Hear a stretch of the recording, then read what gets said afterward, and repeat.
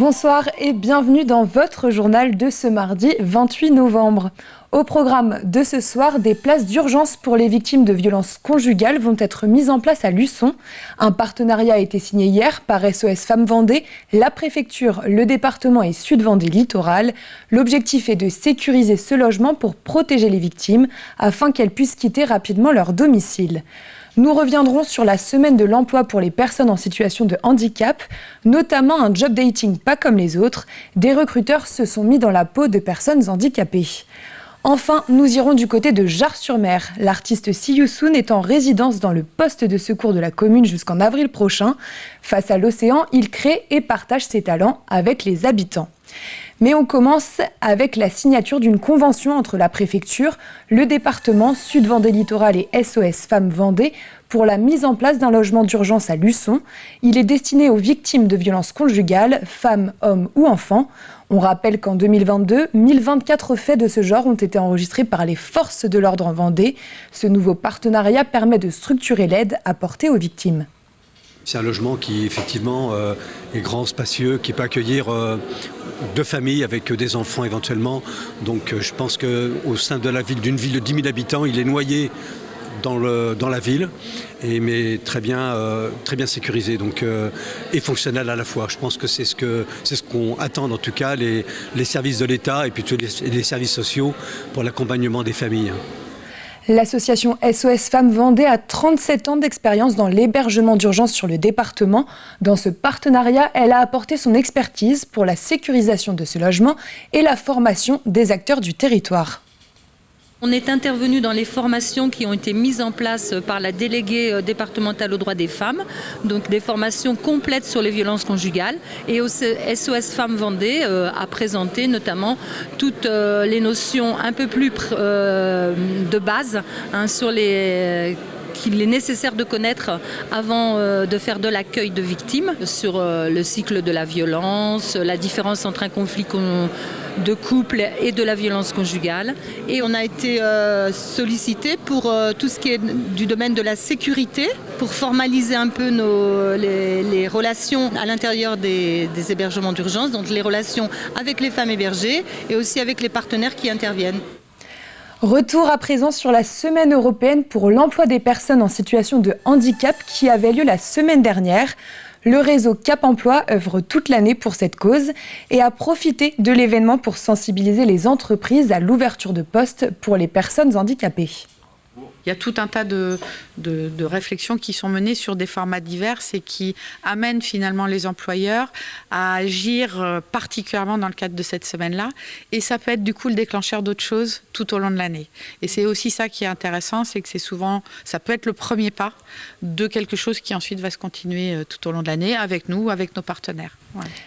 Et dans le cadre de cette semaine, une action sport, emploi et handicap a été mise en place à la Chaise-le-Vicomte avec l'appui de Cap Emploi. Le temps d'une matinée, 8 employeurs représentant 3 entreprises et 8 demandeurs d'emploi en situation de handicap ont pratiqué du sport ensemble, en fauteuil ou avec un masque. Un moyen simple et efficace pour apprendre à se connaître et casser certains préjugés sur le handicap. Regardez ce reportage de Colline Davy. On est prêts ? Oui, c'est parti. C'est parti pour une matinée sportive un peu particulière. Dans ce match, personne n'est paraplégique et personne n'est champion du petit ballon rond non plus. Ces sportifs sont recruteurs ou demandeurs d'emploi et tous jouent sous le même maillot. C'est très enrichissant puisque déjà on ne sait pas qui est qui. Les barrières sont peut-être un peu plus tombées, effectivement, et on joue simplement avec des collègues, avec des partenaires. Ça casse un peu les codes. Dans un jeu comme ça, on voit plusieurs choses chez les gens qu'on ne voit pas d'habitude. On se met vraiment à la place des personnes qui sont en situation de handicap. Donc ça permet de mieux comprendre ce qu'ils ressentent et nous aussi de mieux s'adapter par rapport à eux. Organisée avec l'appui de Cap Emploi, cette action permet de réunir ces deux profils qui se complètent dans un cadre différent. Pas d'entretien formel, pas de stress, juste du sport avec un objectif simple. C'est de permettre aux employeurs et aux personnes en situation de handicap, demandeurs d'emploi, de se rencontrer On est bien sur une rencontre en fait. Après, si ça matche sur un emploi, c'est top, quoi. C'est vrai que l'activité sportive amène ce petit plus où on a envie d'aller ensemble faire quelque chose. Donc on espère que ça va concrétiser, aller faire ensemble quelque chose, mais dans l'entreprise. Car le but final est bien de changer le regard sur le travail en entreprise et le sport est un moyen de le faire comprendre. Beaucoup d'employeurs ont tendance à voir les personnes en situation de handicap comme des gens qui vont être moins productifs ou qui vont avoir plus d'arrêts de travail. Ce qui n'est pas obligatoirement vrai, hein. Et puis du coup, il y a après un besoin financier pour faire de l'adaptation de locaux. Il y a toujours des entreprises qui sont dans des bâtiments assez anciens et qui se disent moi mon bâtiment il sera jamais accessible, ça nous coûtera trop cher et autres. Donc du coup ils feront pas le pas. C'est pas qu'on s'en rend pas compte, c'est qu'on le vit pas de la même manière. Alors que quand ils ont fait une session en fauteuil ou avec un masque, ils ont compris tout de suite qu'effectivement le moyen de déplacement n'est pas le même, mais que par contre la fonction peut être faite. Tout employeur d'au moins 20 salariés doit employer des personnes en situation de handicap dans une proportion de 6% de l'effectif total. Il suffit parfois de peu pour parvenir à ces objectifs. Et un des secteurs qui recrute, c'est celui de l'industrie. Face au manque de candidats, 5 entreprises se sont associées pour créer les coulisses de l'industrie. Elles ont eu lieu vendredi et samedi dernier dans la salle des fêtes de Montaigu-Vendée. Les organismes de formation et les entreprises ont présenté leur métier avec des ateliers ludiques. Un événement organisé en partenariat avec Terre de Montaigu à destination des collégiens de la 5e à la 3e, mais aussi du grand public. Cette première édition a attiré 1000 personnes sur les 2 jours. Tous les métiers de l'industrie aujourd'hui recrutent, quel que soit le métier qu'on peut avoir. On est en pénurie actuellement sur le marché vendéen. Et on se rend compte qu'il y a peu de gens qui se dirigent vers les métiers de l'industrie parce que c'est méconnu. Et l'objectif était donc de présenter ces métiers-là. C'est un événement qui réunit au même endroit les entreprises et les formations pour pouvoir montrer aux jeunes ce que c'est que l'industrie et qu'ils puissent découvrir également les formations qui sont associées derrière. C'est un événement qui permet aussi de se rencontrer autour d'ateliers ludiques de manière à ce que les jeunes puissent manipuler et toucher les métiers. Culture à présent, il est dessinateur, illustrateur, graphiste ou encore musicien et il s'appelle See You Soon.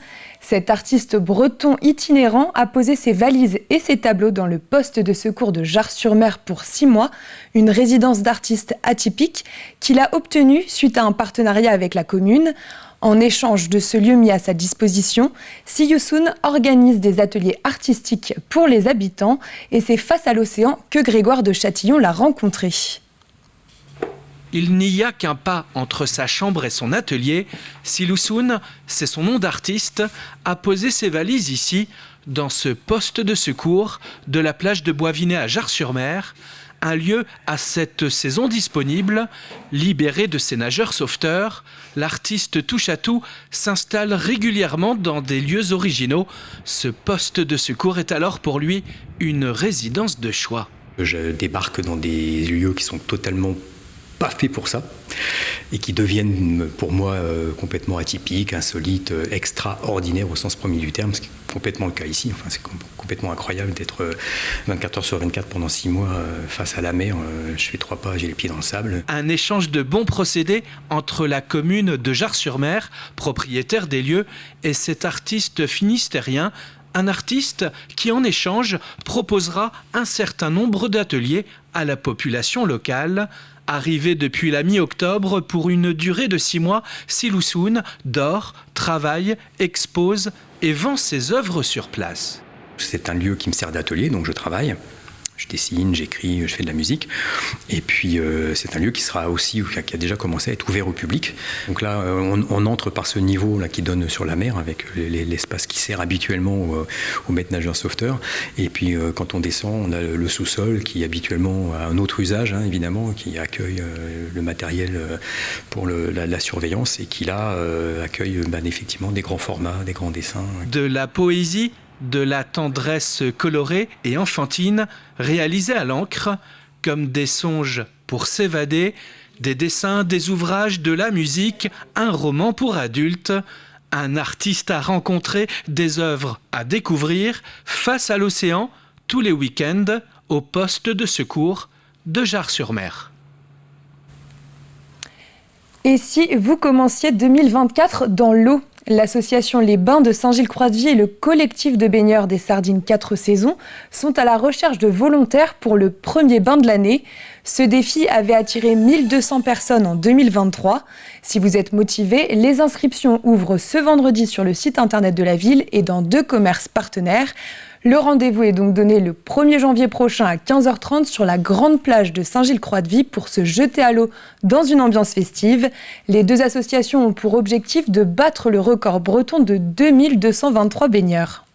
Pour la ville, le record, c'est 1800 participants, c'est 6-7 000 spectateurs, donc c'est probablement l'événement le plus important en nombre de participants pour la ville de Saint-Gilles-Croix-de-Vie.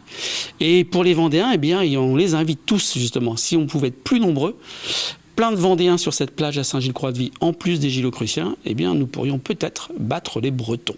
Il faut venir voir, parce que les gens, ils trépignent, ils chantent, ils dansent, il y a de la sono, il y a de l'animation. Et vous avez cette notion de défi d'aller se jeter dans une eau qui est à 9-10 degrés à peu près. Et évidemment, on a une petite appréhension. Et tout le monde passe un excellent moment, même les spectateurs. Et on jette un coup d'œil sur le ciel de demain matin avant de se quitter. Le temps sera nuageux sur la façade atlantique, mais dans les terres, il y aura un petit peu plus d'éclaircies. Les températures sont encore en baisse. La maximale sera de 8 degrés sur les îles. Il fera 7 degrés au Sables-d'Olonne et l'Aiguillon-la Presqu'île. Et la minimale sera de 4 degrés sur le reste du département. C'est la fin de ce journal. Merci de l'avoir suivi. Votre prochain rendez-vous avec l'actualité vendéenne, ce sera demain matin à partir de 7h dans la matinale présentée par François Pérez. Passez une excellente soirée.